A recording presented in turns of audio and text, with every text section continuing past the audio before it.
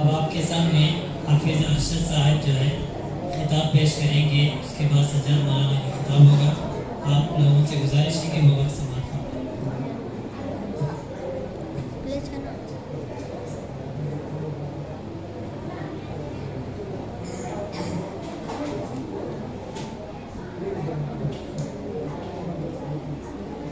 السلام علیکم ورحمۃ اللہ وبرکاتہ۔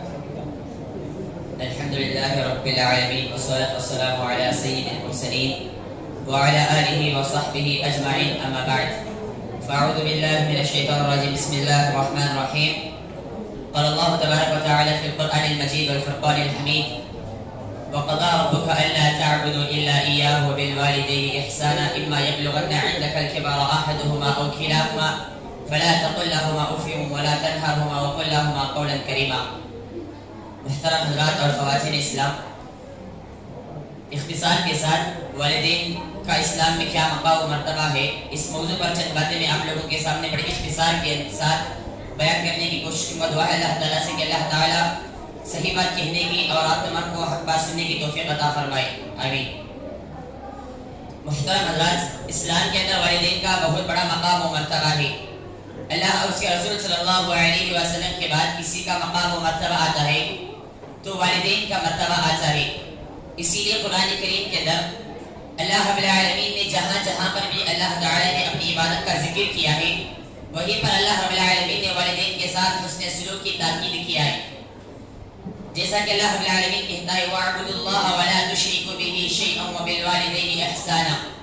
اسی طرح سے اللہ رب العالمین سورہ بنی اسرائیل کے اندر کہتا ہے وَقَضَى رَبُّكَ أَلَّا تَعْبُدُوا إِلَّا إِيَّاهُ وَبِالْوَالِدَيْنِ إِحْسَانًا، اور ہم نے انسان کو وصیت کیا کہ وہ اپنے والدین کے ساتھ اچھا سلوک کرے، خاص کر جب اس کے والدین بڑھاپے کی حالت کو پہنچ جائے تو وہ اس کے ساتھ اور زیادہ حسن سلوک کرے، اس کے ساتھ اور زیادہ اچھا سلوک کرے، اور ان کے لیے یہ دعا دیتے رہے رب ارحمہما کما ربیانی صغیرا، اے میرے پروردگار تو ان دونوں پر اسی طرح رحم فرما جس طرح سے انہوں نے مجھے بچپن میں پالا اور پوسا، تو اسی طرح ان پر رحم فرما۔ انسان کو یہ دعا کرتے رہنا چاہیے۔ ایک مرتبہ اللہ کے نبی علیہ السلام کے پاس ایک صحابی آتے آ کر کہتے ہیں اللہ کے نبی میرے حسن سلوک کا سب سے زیادہ مستحق کون ہے؟ تین مرتبہ اللہ کے نبی علیہ السلام کہتے ہیں تمہاری ماں تمہاری ماں تمہاری ماں۔ جب چوتھی مرتبہ وہ صحابی پوچھتے ہیں اللہ کے نبی اس کے بعد کون میرے حسن سلوک کا سب سے زیادہ مستحق ہے؟ تو اللہ کے نبی علیہ السلام کہتے ہیں تمہارے والد۔ اس حدیث کے اندر اللہ کے نبی علیہ السلام نے تین مرتبہ ماں کے ساتھ حسن سلوک کی تاکید کی ہے۔ محدثین کہتے ہیں کہ شاید اللہ کے نبی علیہ السلام اپنے ذہن کے اندر عورتوں کے ان تین مراحل کو حمل، وضع حمل اور رضاعت، ان تین مراحل کو اپنے ذہن کے اندر رکھتے ہوئے اللہ کے نبی نے تین مرتبہ ماں کے لفظ کو دہرایا اور چوتھی مرتبہ اللہ کے نبی نے باپ کے لفظ کو دہرایا۔ اسی طرح سے ایک اور صحابی اللہ کے نبی کے پاس پوچھتے اے اللہ کے نبی اگر دنیا کے اندر میری ماں نہ ہو تو میں کس کے ساتھ حسن سلوک کروں؟ اللہ کے نبی اگر دنیا کے اندر میری ماں نہیں ہے، میری ماں اس دنیا سے کوچ کر گئی تو میں کس کے ساتھ حسن سلوک کروں؟ تو اللہ کے نبی علیہ السلام کہتے ہیں کہ تمہاری خالہ کے ساتھ تم حسن سلوک کرو۔ تو اس حدیث سے یہ بات معلوم ہوتی ہے کہ ماں اگر کسی کی نہیں ہے تو کالا اس کی ماں کے درجے میں ہے، کالا ماں کے دخل کے اندر داخل ہے۔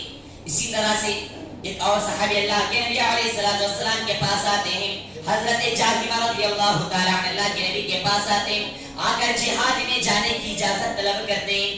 اللہ کے نبی آپ مجھے جہاد میں جانے کی اجازت دیجئے۔ اللہ کے نبی علیہ السلام کہتے ہیں کہ اے جہاں کیا تمہارے والدین زندہ ہیں؟ حضرت جابر رضی اللہ تعالیٰ عنہ کہنے لگتے ہیں اللہ کے نبی میری والدہ اس دنیا کے اندر زندہ ہے۔ اللہ کے نبی علیہ السلام کہتے ہیں کہ اے جہاں تم لوٹ جاؤ، تم جا کر اپنی ماں کے ساتھ حسن سلوک کرنا، اس لیے کہ اللہ تعالیٰ نے تمہاری ماں کے قدموں کے نیچے اللہ نے جنت کو رکھا ہے۔ ماں کے قدموں کے نیچے اللہ رب العالمین نے جنت کو رکھا ہے، اور یہ باپ جنت کا دروازہ ہے۔ ماں اور باپ دونوں کی اطاعت اور فرما برداری ضروری ہے، کیونکہ جب انسان جنت کو پا لیتا ہے، جنت کو پانے کے بعد اس جنت کے اندر داخل ہونے کے لیے انسان کو چابی چاہیے ہوتا ہے، اور وہ چابی باپ ہے، کیونکہ ایک حدیث کے اندر اللہ کے نبی علیہ السلام کہتے ہیں کہ تمہارا باپ کے ساتھ تم حسن زیادہ سلوک کرنا، اس لیے کہ تمہارا باپ جنت کے دروازوں میں سب سے بہترین دروازہ ہے۔ ماں کے قدموں کے نیچے جنت ہے اور باپ جنت کے اندر داخل ہونے کے لیے چابی ہے. کیونکہ جب انسان ایک بائک خریدتا ہے، بائک لینے کے بعد جب تک چابی نہیں ہوتی ہے، جب تک اس بائک کو آگے نہیں بڑھا سکتا ہے. ٹھیک اسی طرح سے انسان نے ماں کی خدمت کیا، جنت کو پا لیا، لیکن جنت کے اندر داخل ہونے کے لیے اب چابی کی ضرورت ہوتی ہے. چابی وہ اس کا باپ ہے. ماں اور باپ دونوں کی اطاعت اور فرما برداری کرتے رہنا چاہیے. اور اللہ کے نبی علیہ السلام نے صرف اپنی امت کے لوگوں کو یہ حکم نہیں دیا ہے، یہ آرڈر نہیں دیا کہ میری امت کے لوگوں تم اپنے ماں باپ کے ساتھ حسن سلوک کرنا. جب اللہ کے نبی علیہ السلام کی عمر 8 برس کی تھی تو ان کی ماں کا والدہ کا انتقال ہو جاتا ہے.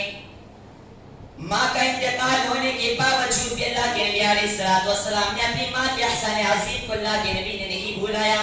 اللہ کے نبی علیہ السلام اپنی ماں کی قبر کے سامنے کھڑے ہوئے اور اللہ رب العالمین سے دعا کر رہے ہیں، اپنی ماں کی مغفرت کے لیے دعا کر رہے ہیں، اپنی ماں کی مغفرت کے لیے اجازت طلب کر رہے ہیں. اجازت نہ ملنے پر اللہ کے نبی صلی اللہ علیہ وسلم زار و قطار سے رونے لگتے ہیں. اور اللہ کے نبی کیا ارد گرد جتنے بھی صحابہ کرام اللہ کے نبی کے ارد گرد کھڑے ہوئے تھے، سارے کے سارے صحابہ کرام رونے لگے.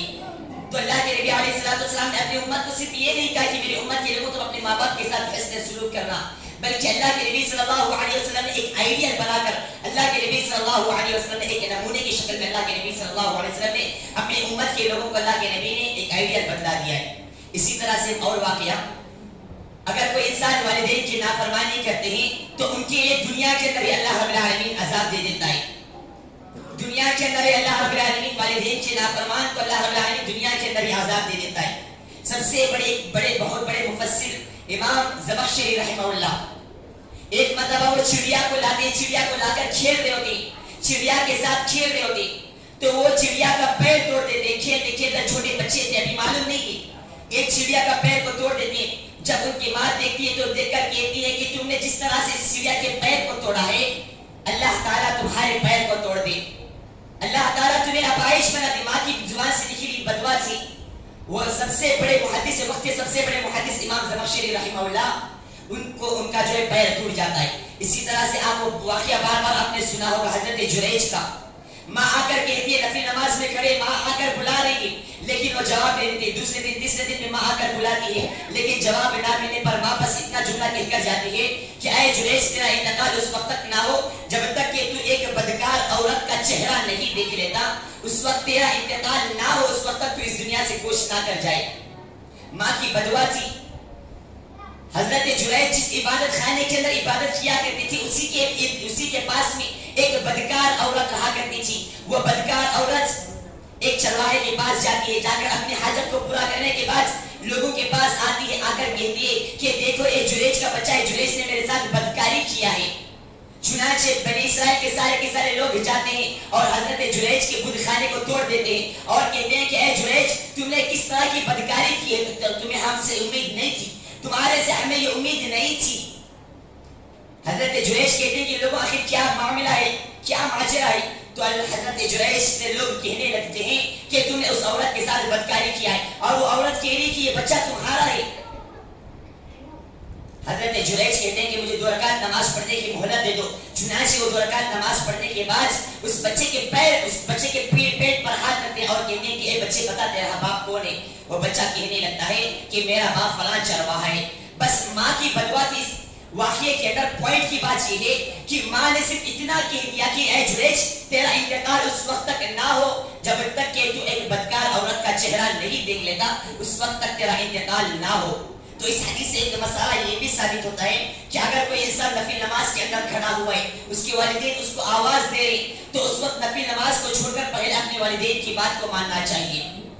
یہ مسئلہ نفل نماز کے اندر ہے، فرض نماز کے اندر تو نہیں ہے. لیکن اگر انسان نفل نماز کے اندر کھڑا ہوا ہے، اگر اس کے والدین اس کو بلا رہے، اس کی ماں اس کو آواز دے رہی، تو انسان کو چاہیے کہ وہ انسان اپنی نماز کو چھوڑ دے اور اپنے والدین کی بات پر، اپنے والدین کی آواز پر پہلے لبیک کہے. اسی طرح سے ایک اور واقعہ، حضرت سعد بن ابی وقاص رضی اللہ تعالی عنہ کی ماں والدہ جو ہے مشرکہ تھی. وہ مشرکہ والدہ جو ہے یہ کہ اپنے بیٹے سے یہ کہہ دیا کہ اے سعد، میں اس وقت تک کھانا نہیں کھاؤں گی، میں اس وقت تک پانی نہیں پیوں گی جب تک کہ تو محمد کے دین سے پھر نہیں جاتا ہے، میں اس وقت تک کھانا نہیں کھاؤں گی. حضرت سعد پریشان ہو گئے. پھر اس کے بعد کہتے ہیں 2-3 دن گزر گئے. پھر اس کے بعد حضرت سعد اپنی ماں سے کہتے ہیں کہ اے ماں اگر تیرے پاس 100 جان بھی ہو، اگر تیرے پاس 100 جان بھی ہو تو ایک ایک کر کے قربان کر دے، تو تب بھی میں اللہ کے نبی کے دین سے پھرنے کے لیے تیار نہیں ہوں. اگر والدین کی اطاعت اور فرما برداری واجب ہے، اگر والدین قرآن اور حدیث کے خلاف کوئی عمل کا حکم دیتے تو اس وقت والدین کی بات کو نہیں مانا جائے گا. جیسا کہ اللہ تعالیٰ سورہ لقمان کے اندر کہتا ہے وَإِن جَاهَدَاكَ عَلَىٰ أَن تُشْرِكَ بِي وَإِن جَاهَدَاكَ عَلَىٰ أَن تُشْرِكَ بِي. اللہ تعالیٰ اس آیت کریمہ کے اندر کہتا ہے کہ اگر والدین تمہیں کوئی ایسا حکم دے رہے جو اللہ اور اس کے رسول صلی اللہ علیہ وسلم کے خلاف ہو تو اس وقت تم ان کی بات کو نہ مانو. البتہ وصاحبهما فی الدنیا معروفا، البتہ دنیا کے اندر ان کے ساتھ حسن سلوک کو برقرار رکھو. دعا ہے اللہ تعالیٰ سے کہ اللہ تعالیٰ ہم تمام کو والدین کے ساتھ حسن سلوک کرنے کی توفیق عطا فرمائے. آمین. وصلی اللہ علیہ وسلم. السلام علیکم ورحمۃ اللہ وبرکاتہ.